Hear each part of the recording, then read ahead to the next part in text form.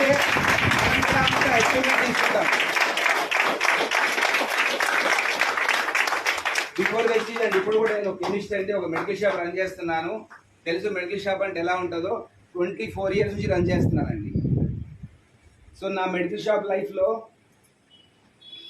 Only happiness లేదు, only ఉదయం రావడం నైట్ ఇంటికి వెళ్ళిపోవడం అంతే.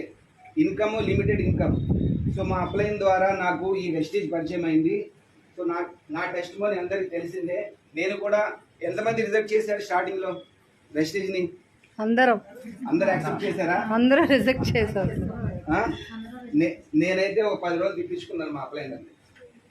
ఏమండి లాస్ట్లో ఒక టెస్ట్ మోనీ ద్వారా నాకు ఈ బిజినెస్ నాకు కనెక్ట్ అయింది.